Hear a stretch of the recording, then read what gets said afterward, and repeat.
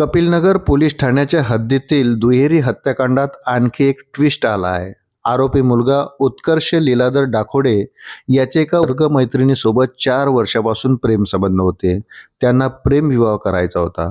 उत्कर्षने प्रेयसीला घरी बोलावले आणि आई-वडिलांची भेट घालून दिली।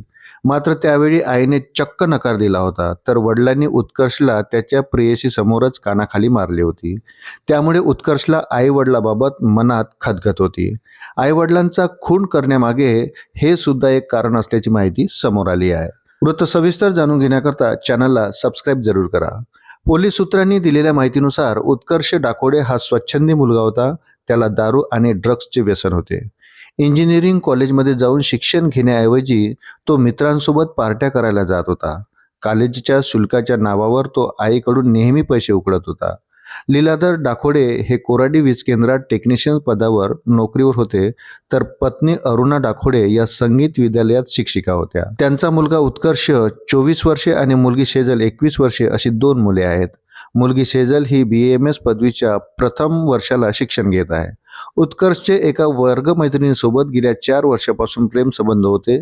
दोघांचे प्रेमसंबंध तरुणी आणि उत्कर्षच्या घरापर्यंत पोहोचले। त्यामुळे त्या तरुणीचे आई-वडील लग्नासाठी घाई करीत होते। प्रेयसीने उत्कर्षला प्रेमविवाह करण्याचा तगादा लावला होता। त्यामुळे उत्कर्षने प्रेयसीची आई-वडिलांशी भेट घालून देण्याचे ठरविले।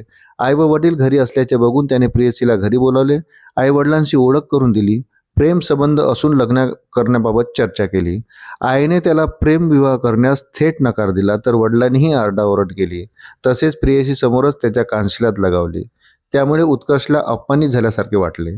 तेव्हापासून त्याच्या मनात आई-वडिलांबाबत राग खदखदत होता।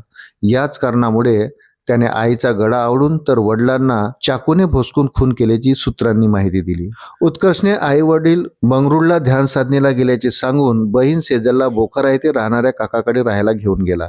मात्र सेजलने गेल्या 4 दिवसापासून आईला फोन केला नाही, तसेच घराकडे एकदाही फिरकून बघितले नाही। याबाबत आश्चर्य व्यक्त केले जात आहे। तसेच आई-वडिलांचा खून एकट्या उत्कर्षने केला असावा यावर विश्वासही ठेवता येणार नाही।